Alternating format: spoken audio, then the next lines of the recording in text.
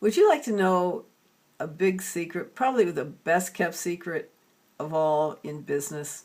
It's that J.P. Morgan and Walt Disney both used astrological timing to be very, very successful with their businesses. In fact, J.P. Morgan became a billionaire using astrology to time his investments, and actually said at one time that millionaires don't use astrology, billionaires do. So today I'm going to introduce you to good timing and why it's so important for your personal and business success. I'm Madeline Gerwick, the founder of Polaris Business Guides and the author of the Good Timing Guide. I'm a certified business, economic, and personal astrologer.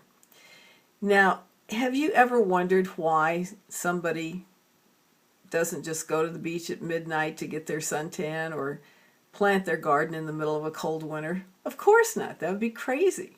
No one would even do such a thing. That's because we can easily observe our sun cycles. And in the two cases I just mentioned, those are really, really important for the success of those endeavors. Yet there are other cycles which are invisible to us that we cannot see. So it's not easy for us to look up into the sky, for example, and say, oh, today's a good day to start that important project, or launch this website, or introduce this product, start this company, get married, have surgery, any of those important type activities that we tend to do.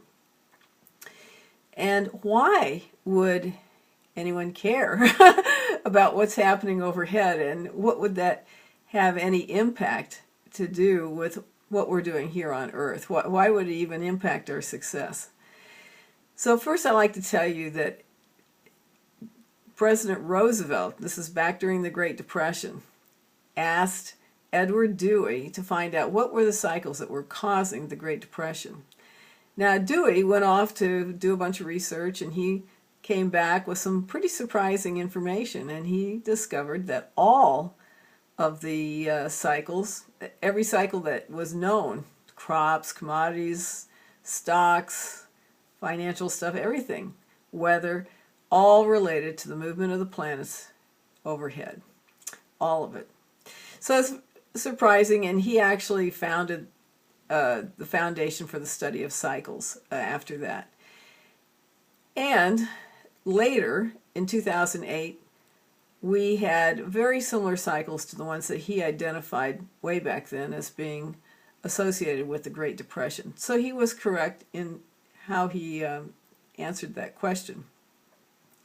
And then a little later, Carl Jung, who was a relatively well-known psychologist, he offered up the idea of synchronicity. Now, little known is that Carl Jung was also an astrologer, and he suggested that the universe is synchronous. And by that he meant that whatever's happening overhead is those energies that are represented by those planetary cycles are the same energies that we're experiencing here on Earth at the same time. It's a very interesting idea. It seems to be valid. There's actually some very surprising data that points to its validity.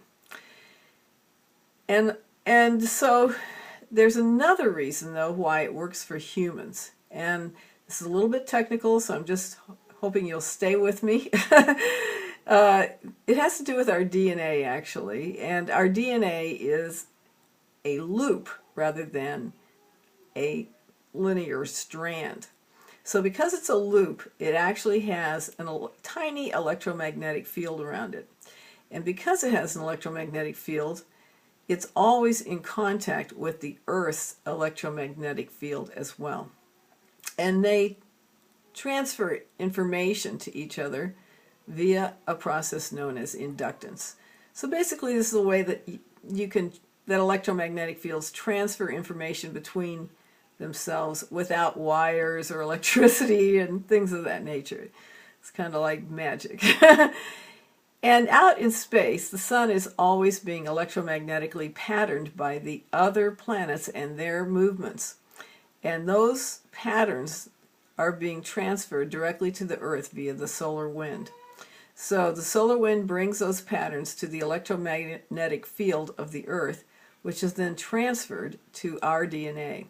And when we're born, we actually have an imprint in our DNA of the astrological cycles that were occurring at the moment we were born. So whenever they are triggered or aspected by other planets overhead, we get triggered to do certain activities, and certain things occur in our lives. So there is an actual scientific basis for astrology, but it's not gravity. So using astrology, especially for good timing for business, it's a fairly unusual topic. It's basically related to energy, and the use of energy is not something that our culture has typically dealt with. We're relatively ignorant about it. Most of us do not even observe energy. It's not even on our radars. So this topic is something I will continue with you over several videos. And I just want to leave you with the idea that not all days are created equal, especially in terms of your success. So some days can be extremely good and other days can be extremely bad, and there's a lot of stuff in between.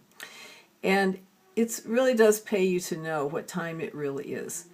So with that, I'm going to leave you, and I'll be back every 2 weeks to give you a little more information about good timing for your success. And I hope that you'll stay with us.